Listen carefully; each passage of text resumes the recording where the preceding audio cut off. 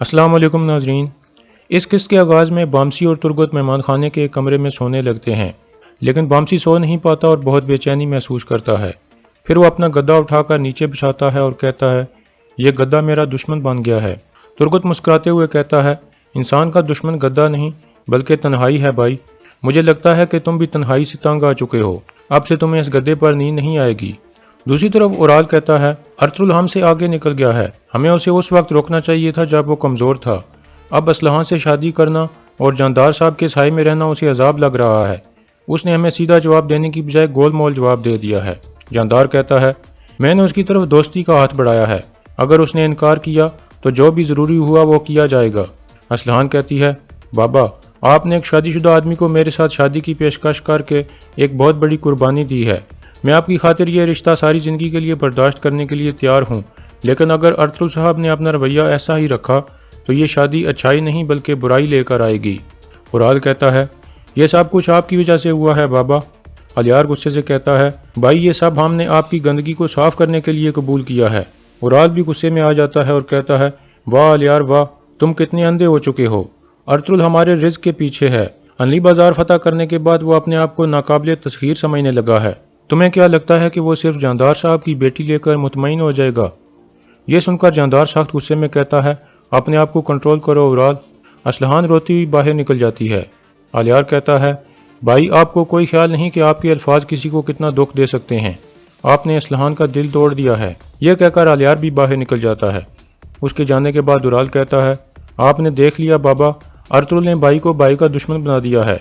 کیا ہم نے اس کا بہت زیادہ انتظار نہیں کر لیا؟ جاندار کہتا ہے، اور ہم کیا کر سکتے ہیں اورال؟ ہم اسے زبردستی تو نہیں کر سکتے کہ وہ ہمارا رشتہ دار بن جائے۔ اورال کہتا ہے، ہمیں ارطغرل کو رشتہ دار بنانے کی کوئی ضرورت نہیں ہے بابا، اس کا مسئلہ مجھے دیکھنے دیں۔ جاندار کہتا ہے، تم کیا کرو گے؟ اورال کہتا ہے، اگر ارطغرل نے ہماری پیشکش قبول نہ کی تو ہم بازار کو نکارہ کر دیں گے۔ ہم بازار کی طرف آنے والے قافلوں پر حملے کریں گے۔ قسطنطنیہ سے ایک بڑا قافلہ عنقریب آنے والا ہے۔ اگر یہ قافلہ وقت پر بازار نہ پہنچ سکا اور ڈاکوؤں کا شکار بن گیا تو اس کے بعد ارطغرل پر کوئی اعتماد نہیں کرے گا، بازار تباہ ہو جائے گا۔ تب ارطغرل کتے کی طرح آپ کے پاس آ کر معافی مانگے گا۔ جاندار غصے سے کہتا ہے، یہ کیا کہہ رہے ہو اورال؟ تم نے کب یہ سیکھ لیا کہ جاندار اپنا مقصد حاصل کرنے کے لیے کسی کو دھوکہ دے گا؟ اورال کہتا ہے، کیا ارطغرل نے اپنی موت کے بارے میں ہم سے جھوٹ نہیں بولا تھا اور حنلی بازار حاصل کرنے کے لیے ہمیں دھوکہ نہیں دیا تھا؟ اس لیے اس کے ساتھ بھی وہی ہونا چاہیے جو وہ دوسروں کے ساتھ کرتا ہے۔ یہ سن کر جاندار سوچ میں پڑ جاتا ہے۔ دوسری طرف ارطغرل حائمہ خاتون اور حکیم ارطغرل کے پاس بیٹھا تھا۔ ارطغرل کہتا ہے، جاویدار قبیلے والے بازار پر اپنا حق جتا رہے ہیں۔ حائمہ خاتون کہتی ہیں، یہ تو قابل قبول نہیں ہے، کیونکہ صرف کئی قبیلے نے ہی یہ خطرہ مول لیا تھا۔ حکیم ارطغرل کہتا ہے، اورال نے سمن کو مارا تھا اس لیے وہ اپنا حق جتا رہے ہیں۔ ارطغرل کہتا ہے، اس سے بھی ضروری یہ کہ وہ اسلحان کی شادی کئی قبیلے کے کسی آدمی سے کرانا چاہتے ہیں۔ حائمہ خاتون کہتی ہیں، یہ تو اچھا ہے، ہم اس کی شادی دوندار سے کرا سکتے ہیں۔ میں بھی کچھ وقت سے یہ سوچ رہی تھی، اسلحان ایک خوبصورت اور بہادر لڑکی ہے۔ ارطغرل کہتا ہے، وہ چاہتے ہیں کہ اسلحان کی شادی میرے ساتھ کی جائے۔ یہ سن کر حائمہ خاتون چونک جاتی ہیں۔ حکیم ارطغرل کہتا ہے، جاندار صاحب کوئی بہت بڑا کھیل کھیل رہے ہیں۔ وہ اپنی بیٹی کی شادی ارطغرل صاحب سے اس لیے کرانا چاہتے ہیں تاکہ کئی قبیلہ ہمیشہ ان کی پہنچ میں رہے۔ وہ سمجھتے ہیں کہ دوندار ابھی بہت چھوٹا ہے اور اس کا سردار بننے کا امکان بہت کم ہے۔ حائمہ خاتون کہتی ہیں، یہ تو بہت مشکل صورتحال ہے۔ اگر تم نے ان کی پیشکش ٹھکرا دی تو دونوں قبیلوں میں دشمنی پیدا ہونے کا خطرہ ہے، اور اگر تم نے شادی کر لی تو جاویدار قبیلہ ہمارے ساتھ مل جائے گا، لیکن حلیمہ سلطان بہت پریشان ہو جائے گی۔ ارطغرل حکیم ارطغرل سے پوچھتا ہے، آپ کیا کہتے ہیں ارطغرل بھائی؟ حکیم ارطغرل کہتا ہے، بہت سے بادشاہوں اور حکمرانوں نے سیاسی مقاصد کے لیے شادیاں کی ہیں۔ شادیاں طاقت میں اضافہ کرتی ہیں۔ آپ کے خواب بہت بڑے ہیں اور ان خوابوں کو پورا کرنے کے لیے ہم جاویدار قبیلے کو استعمال کر سکتے ہیں۔ ارطغرل کہتا ہے، میں صبح تک اس بارے میں سوچوں گا والدہ۔ اگر میں نے رشتہ قبول کر لیا تو حلیمہ سے بات کرنے کی ذمہ داری آپ کی ہوگی۔ پھر ارطغرل حکیم ارطغرل سے پوچھتا ہے، کیا آپ نے ترک قبیلوں کی طرف خط بھجوا دیے ہیں؟ حکیم کہتا ہے، جی ہاں سردار، میں نے ان کو جمعے والے دن کی دعوت دی ہے۔ اس کے بعد اگلا دن شروع ہو جاتا ہے۔ حلیمہ سلطان ارطغرل کو تیار کرا رہی تھی۔ ارطغرل اس کی طرف دیکھ کر مسکراتا ہے۔ حلیمہ کہتی ہے، جب بھی میں خوش ہوتی ہوں تو اس کے بعد مجھے کسی درد کا سامنا کرنا پڑتا ہے۔ ارطغرل کہتا ہے، تم پریشان مت ہو حلیمہ، یہ درد صرف ہمیں مضبوط بناتا ہے۔ اللہ کا شکر ادا کرو کہ سب ٹھیک ہے۔ حلیمہ کہتی ہے، مجھے رزق یا کسی اور چیز کی پریشانی نہیں ہے ارطغرل، مجھے صرف آپ کے پیار کی پریشانی ہے کہ میں آپ کے قابل عورت بن سکوں۔ میں ہمیشہ آپ کا ساتھ دوں گی اور آپ کے لیے اپنی جان بھی قربان کر دوں گی۔ ارطغرل کہتا ہے، میری حلیمہ، یہ آسمان اور زمین اس بات کے گواہ ہیں کہ جب تمہارا دل کانپے تو مجھے لگتا ہے کہ زلزلہ آ گیا ہو، اگر تمہارا ایک بھی آنسو گرے تو مجھے لگتا ہے کہ میں سمندر میں ڈوب گیا ہوں۔ تم یہ جان لو کہ میں کبھی بھی کچھ ایسا نہیں کروں گا جس سے تمہیں دکھ پہنچے۔ حلیمہ کہتی ہے، میں جانتی ہوں کہ آپ مجھے کبھی دکھ نہیں دو گے ارطغرل۔ پھر ارطغرل حلیمہ کا ماتھا چومتا ہے اور اپنے ہتھیار اٹھا کر باہر نکل جاتا ہے۔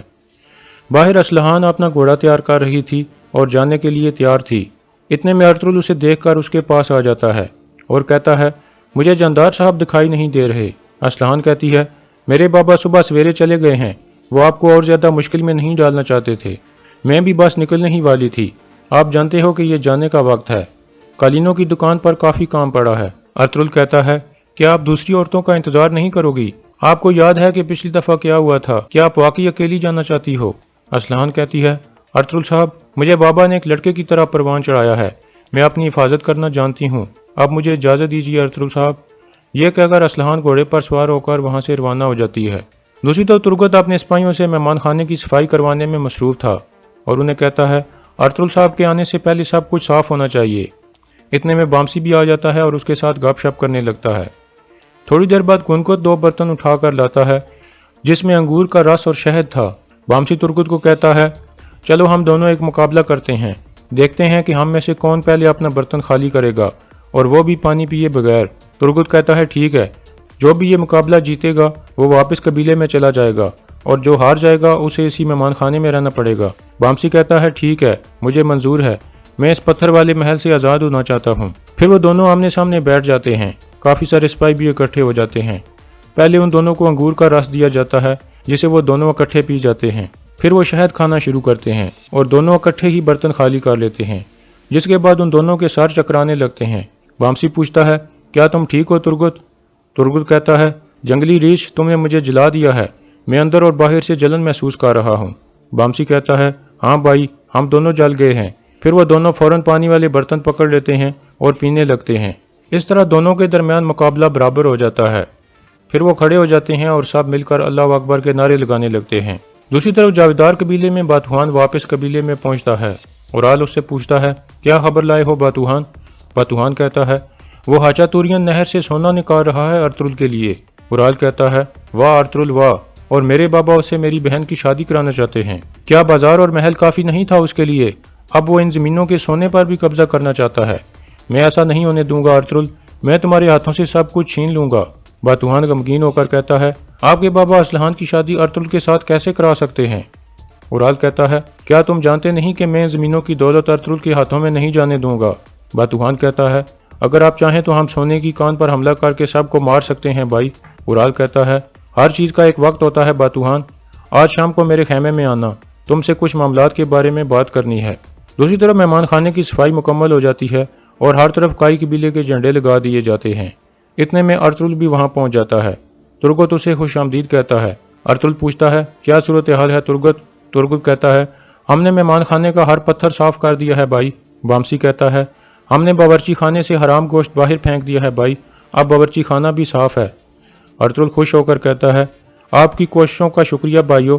پھر حکیم ارطغرل کہتا ہے، جب ہمارے پیغمبر حضرت محمد صلی اللہ علیہ وآلہ وسلم نے مدینہ میں ایک بازار دیکھا تو انہوں نے اس کی جگہ ایک نیا بازار بنانے کا حکم دیا، اور سب سے پہلا کام جو انہوں نے بازار میں کیا وہ حساب کتاب رکھنے والی تنظیم کا قیام تھا، کیونکہ جو بازار اپنا حساب کتاب ٹھیک نہیں رکھتا وہ قرض میں ڈوب جاتا ہے، اس لیے ہمیں بھی جلد سے جلد ایک حساب کتاب والا آدمی ڈھونڈ لینا چاہیے۔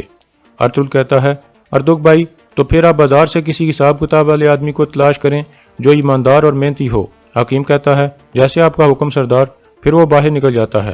اس کے بعد ارطغرل ترگت کو کہتا ہے، تم میرے ساتھ آؤ۔ پھر وہ دونوں ایک طرف چلے جاتے ہیں۔ اتنے میں ہاچا تورین مہمان خانے میں پہنچتا ہے۔ ارطغرل اسے دیکھ کر کہتا ہے، آ جاؤ ہاچا تورین استاد۔ ہاچا تورین ارطغرل کے پاس بیٹھ جاتا ہے اور ایک بڑا سا بیگ ارطغرل کے حوالے کرتا ہے جو سونے سے بھرا ہوا تھا۔ ہاچا تورین کہتا ہے، میں نے سوچا تھا جب میں بازار سے اوزار لینے جاؤں گا تو آپ کے لیے یہ لے کر جاؤں گا۔ ارطغرل کہتا ہے، بہت شکریہ ہاچا تورین استاد، اب ہماری کان ہمیں پھل دے رہی ہے تو ہمیں اس کو محفوظ بنانا ہوگا، میں گنگت اور سامسا کو وہاں کی حفاظت کے لیے بھیجوں گا۔ پھر ارطغرل ترگت کو کہتا ہے، کچھ لوگ انلی بازار کے بدلے میں وہاں پر حملہ کر سکتے ہیں۔ گنکوت اور شامسا کو کہنا کہ وہ وہاں چوکنے رہیں۔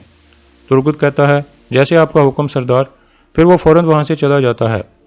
اس کے جانے کے بعد ہاچا تورین کہتا ہے سردار میں آپ کو دعوت دیتا ہوں کہ آپ سونے کی کان پر آ کر ہمیں شرف بخشیں۔ ارطغرل کہتا ہے جیسے ہی مجھے وقت ملا تو میں جلد آؤں گا انشاءاللہ۔